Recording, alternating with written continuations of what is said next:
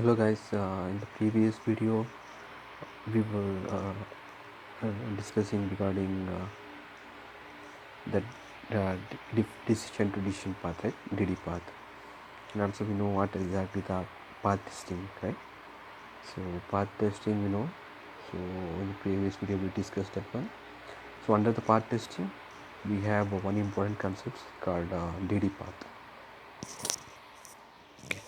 So DD path, of course, if I want to define that exactly what DD path is, given a program written in imperative language, its DD path graph is nothing but DD path graph is the directed graph in which nodes are DD path of its program graph, right? Nodes are nothing but DD path, and edges represents control flow between successor DD path. The control flow from one node to another node is considered as a edges. Okay, and this DD path is a form of condensed graph. Okay, it actually a form of condensation graph. Condensation is something like some kind of compression kind of thing. Okay, and it is two connected graph are collapsed into an individual node, right? For example, sequence of execution, we actually collapse that sequence of execution into an individual node, right? And single node, of course, it is also a single node DD path correspond to case here in this one for case, right? In this case, for example, here up to 1 to 4 it's actually condensed, right? Condensed to form one path.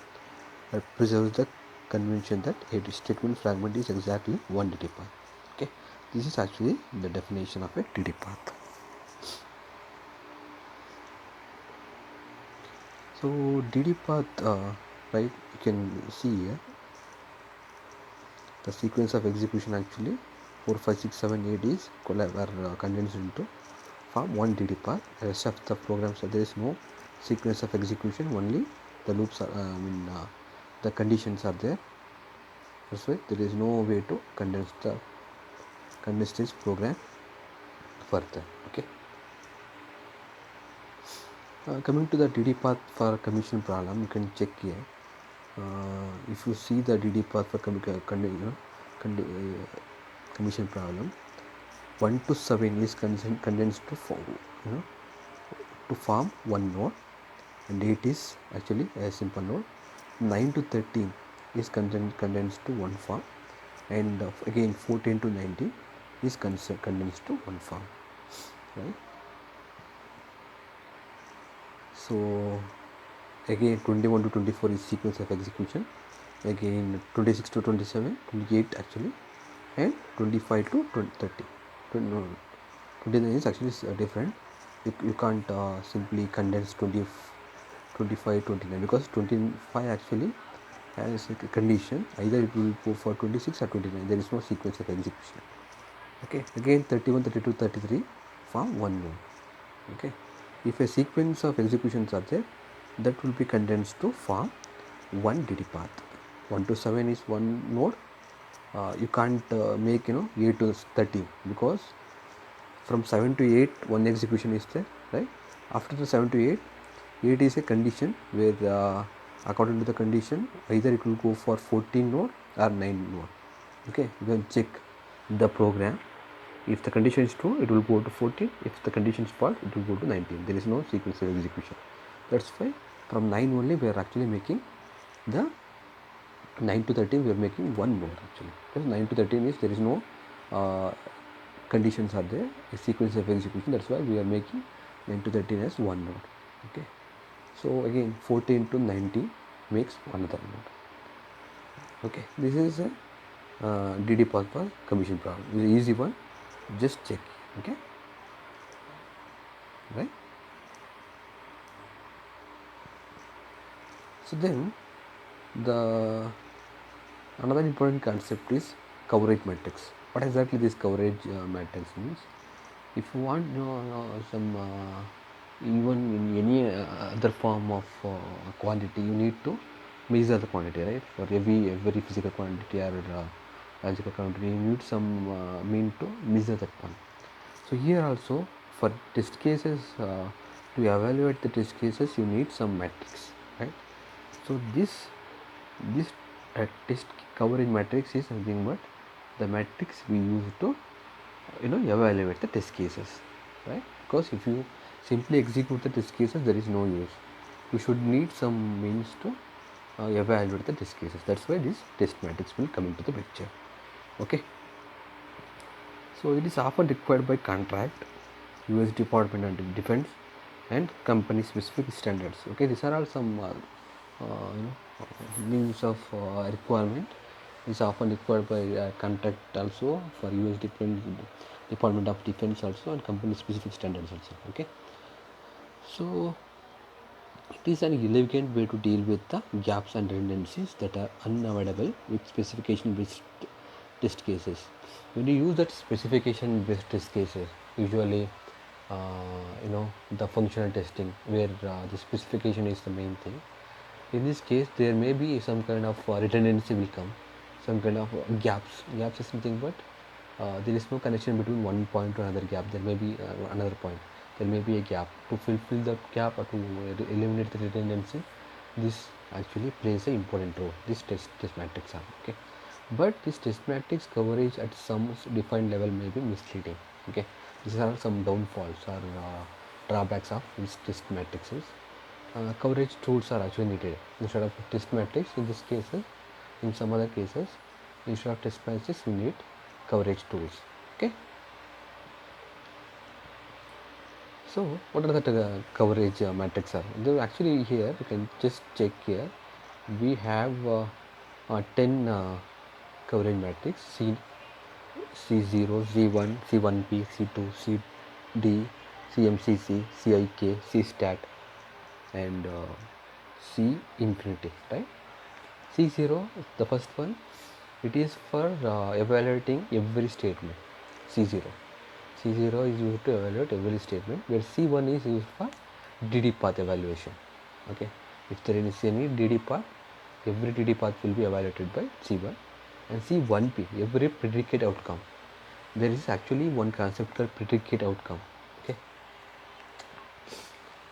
this predicate outcome, there may be you need to predicate something, right? Based on some statement, there may be a predicate outcome.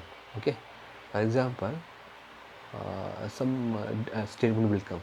Okay, some other statement will come, like if statement, else statement, and all.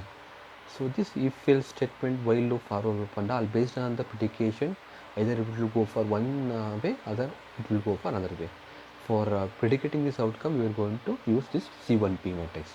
Okay, that is the main difference. C2 is for coverage, combination of C1 coverage plus loop coverage.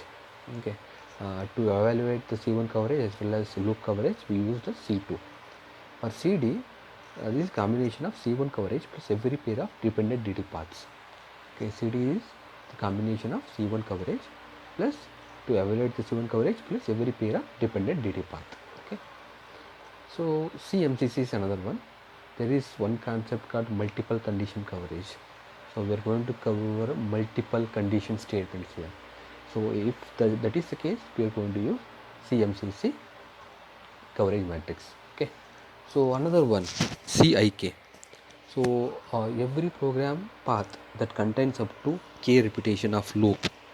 Okay, k repetition of loop, usually k is equal to 2 usually. Okay, even if we are going to use CIK.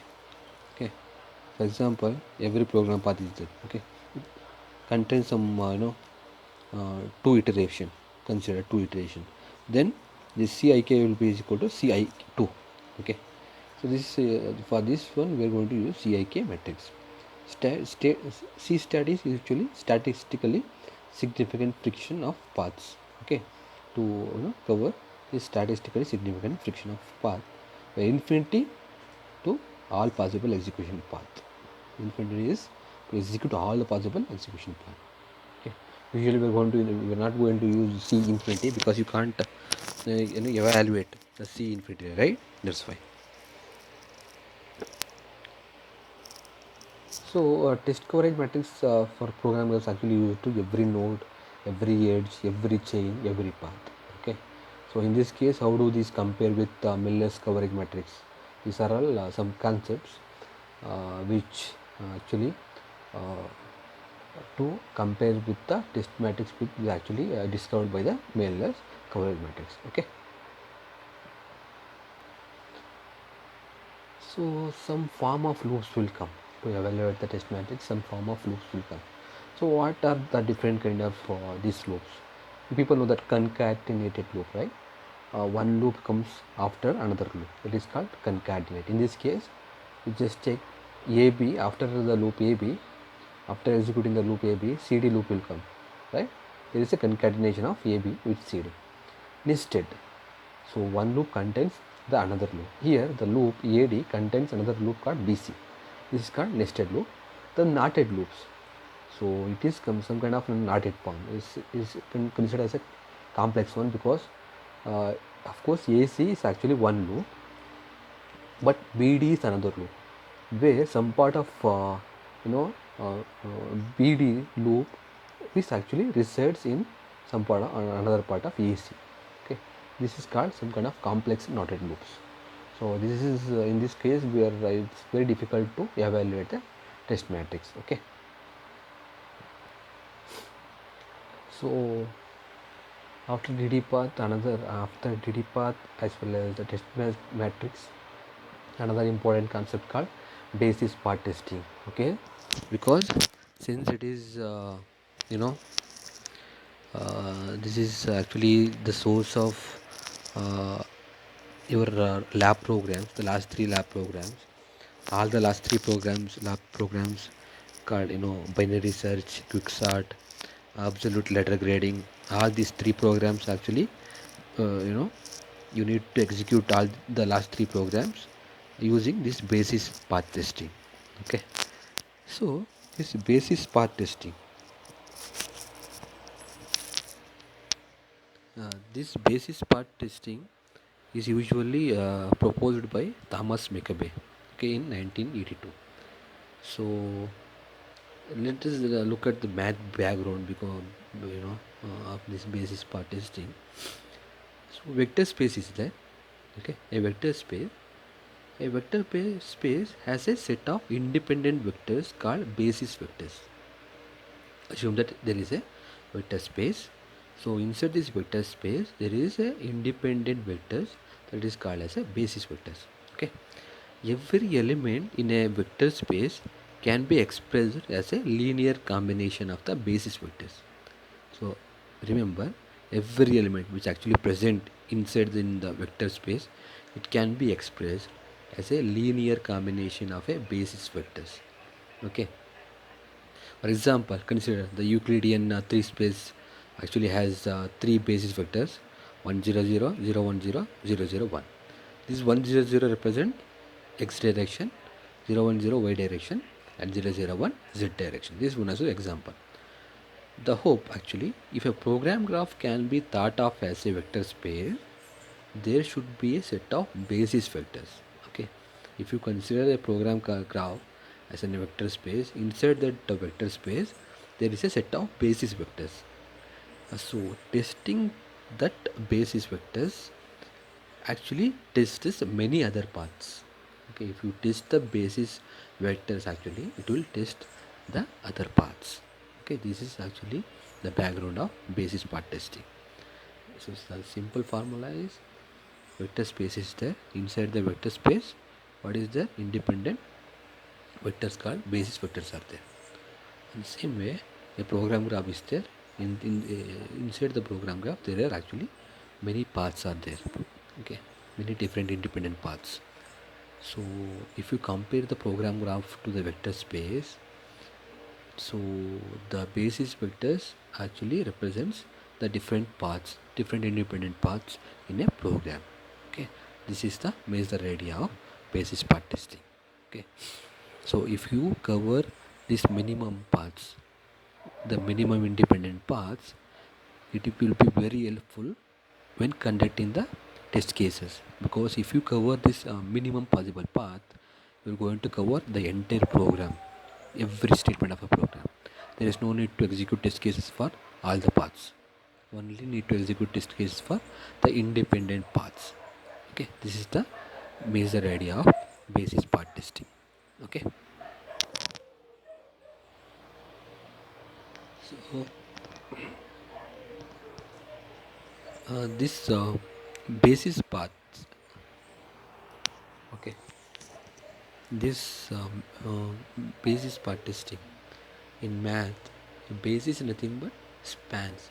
A base is in math, a base is spans an entire space. Okay, okay, it is actually spans an entire space such that everything in the space can be derived from the basis elements. So since it spans over entire space, can conclude that every element can be, you know, everything in the space can be derived from these basis elements. So the cyclomatic number will come here. What is this cyclomatic number? So the cyclomatic number of a strongly connected directed graph is the number of linearly independent cycles. What is this cyclomatic number? The number of is nothing but a number of linearly independent cycles. This is called the cyclomatic numbers. Given a program graph, we can always add an edge from the sink node to the source node to create a strongly connected graph, assuming single entry, single exit. I mean to say, if there is actually different from A, B, C, D up to Z, if there is no connection between A to Z, you can draw a path from A to Z. If you draw a path from source, here A is source, Z is sink. A is source is nothing but the first node, sink is nothing but the last node. If you draw the path from A to Z, from first node to last node, then you can consider the graph as a strongly connected graph. So in this strongly connected graph, the cyclomatic number is nothing but the number of linearly independent cycles. So here in the basis path testing, especially in the last three programs, your main idea is to find the cyclomatic number of a given graph. I mean to say, your idea is to, your focus should be to find the number of linearly independent cycles in a given path. Okay, how to compute this one cyclomatic number? Here V of G is equal to E minus N plus P. Here E is nothing but the edge, N is nothing but number of nodes, P is nothing but the range, the region. Usually P is always is equal to 1 only we have one region. Okay, so computing V of G from the modified graph yields the number of independent paths that must be tested. Okay, so if you test the number of independent path, of course you will cover the entire program. No need to execute all the test cases for every path. Since all the other program execution paths are linear combination of the basis path, it is necessary to test the basis path. Why? Here the answer. All the program execution path actually a linear combination of the basis path. It is something like, assume that you are actually entering some number from 1 to 10, right?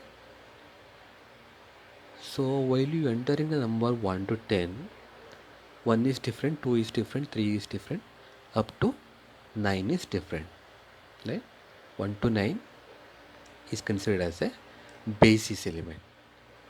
So after entering 1 to 9,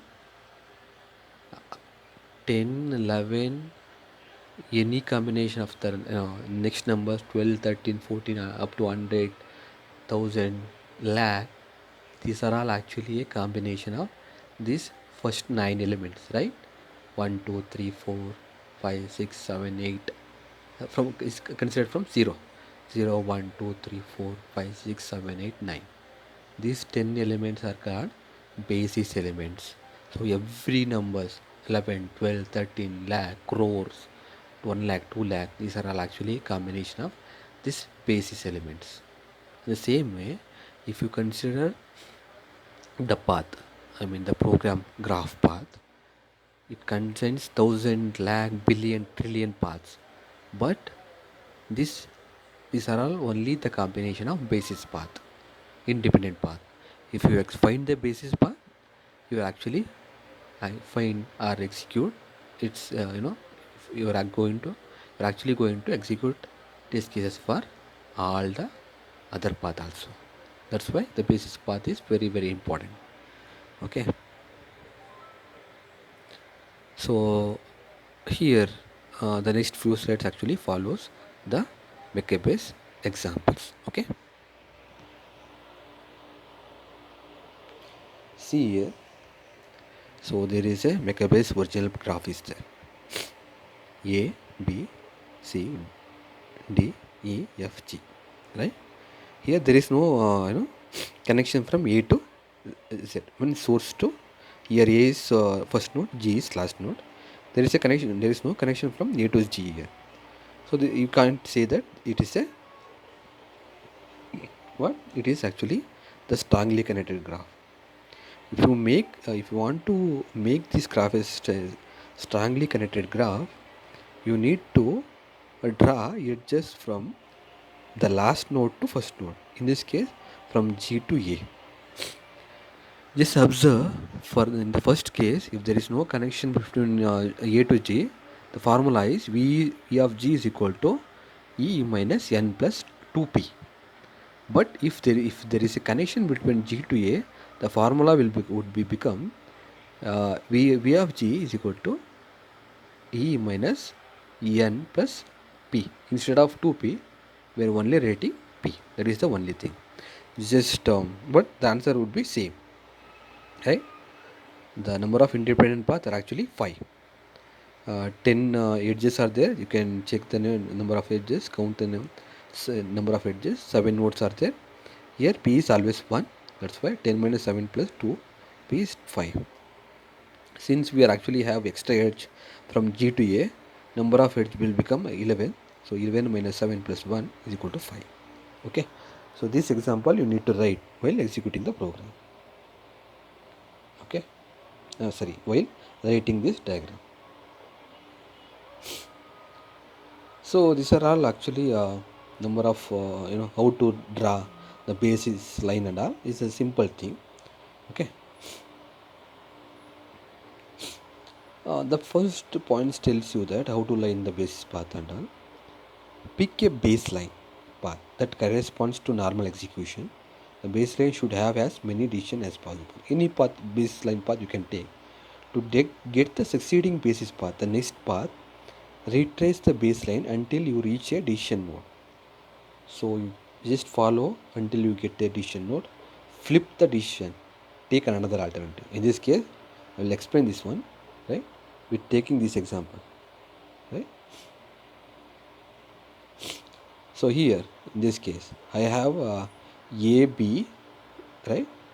After considering A, B, either it will follow A, B, C or it will follow A, B, E. So I will start from considering A is considered as a baseline. I will start from A. I will go to A, B directly. In first term, I will take A, B, C, D, A, B, C, G. Okay, the first path is over. The next thing, I will start from again A. I will come to A, B. So instead of this, taking again C, I will flip the decision. Flip the decision in the sense, instead of going from B to C, I will consider the reverse path, that is PE. That's why in the next path it will become A, B, E, F, G. The first path is A, B, C, D, G. The next path is A, B, E, F, G. This is called flip. Flip is nothing but taking another path from the original path. Okay. So repeat this until all decisions have been flipped. So if until all decisions have actually covers, continue this one. When you reach V of G basis path, you're actually done. Okay. If there are not enough decision in the first baseline path, find a second baseline and repeat steps 2 and 3. If there is no baseline, you can go to another one and you can start. So follow this algorithm, you will get the base for making a make base example. Just write when you actually writing the answer for this one. Just write make a base path example. Okay. So in this case again, right? You just see here, first path is ABCG, as I already told you, right? So after coming to ABC, second path will be ABC. Again I will go to, since BC is a loop, ABC, BC, G, second path over. So next path is AB, flip the decision. Instead of going to C, right, ABE. Okay, ABE, FG. That is over. So ABE, FG over. Again, ABE, instead of going to F, flip the decision. There is no flipping. ABE, instead of going to B, just flip the decision, go directly to D. ADEFG, again ADFG. These are all 5 independent basis path. Okay.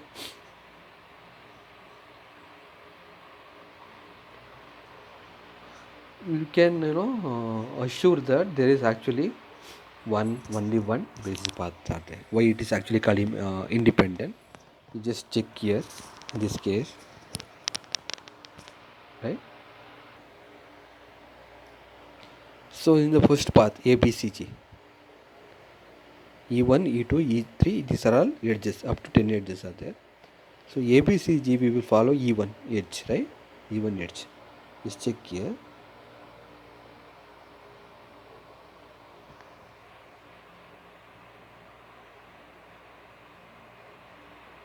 Right?